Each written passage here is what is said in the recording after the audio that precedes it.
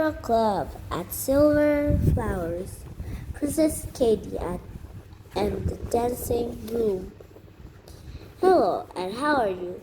Thank you very much. Uh, Thank you so much for being at Silver's Towers with us. Oh, you do know who we are, don't you? I'm Princess Katie, and I share the Silver Rose room with the princesses Charlotte, Alice, Emily, Daisy, and Sophia. We're all trying really hard to win our silver sash, but it's hard work getting Tiara points, especially when those horrible twins are around. Chapter 1.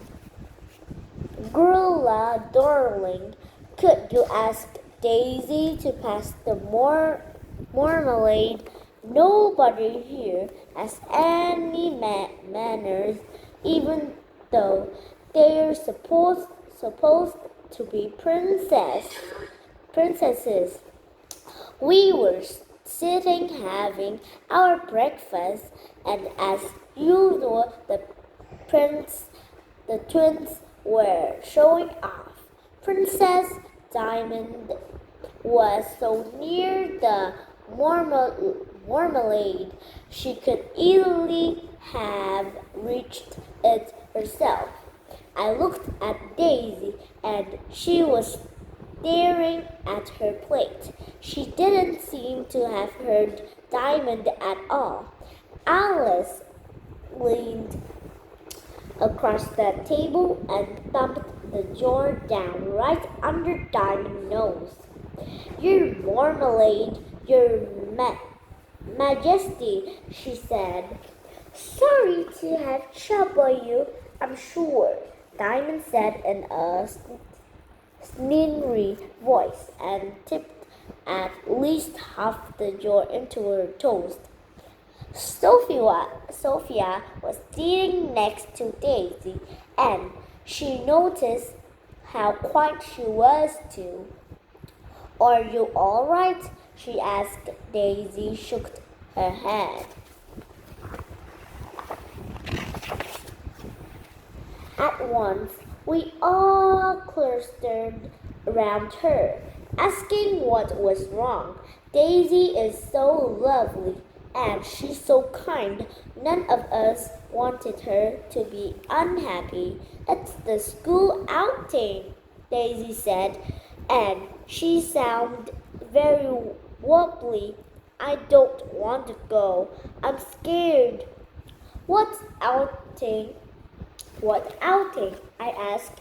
I hadn't heard about any outings, but I'm not always very good at remembering to read what's on our notice board. I certainly hadn't that morning. I'd only just been in time for breakfast. Emily and I had seen a row of coaches crossing the courtyard with the most gorgeous horses, so we just had to sneak out and watch. And then the bell had rung and we zoomed back in. Oh dear, said a loud voice behind me. You mean you haven't heard that we're going to meet a witch? Girl snickered. Maybe you could ask First Belle to make Daisy braver, and she flounced away, cackling at her own joke just as if she was a witch herself. I ignored her and grabbed Charlotte. Are we really going to meet a witch? Charlotte nodded, her eyes shining.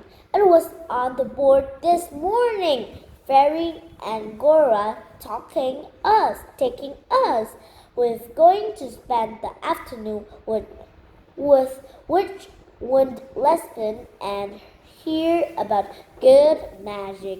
Exactly at that moment, grown Prince Daniel bounced into the breakfast hall, followed by Lady Albina, the school secretary, Prince Dandinos, in charge of arranging outings and excursion, and he was looking so excited, but Lady Albina was looking really gloomy. Alice chuckled in my ear. My big sis told me Lady Albina hates trips out, she whispered. She thinks we're all gonna get lost. Now, my dear young princess, Prince Dandino said, we have such a very special treat for you today. As you may know, Queen Samantha Joy thinks it is a very good thing for you to see how other people live their lives. He stopped for a second to give Lady Albina such a superior look, and which Wind Lesbian has very kindly offered to show you your beautiful home. The coaches will be leaving immediately after lunch, so please be ready. Fairy and Angora will meet you at the main door at 2 o'clock precisely. Don't be late. And he bounces away. Yeah, goodbye.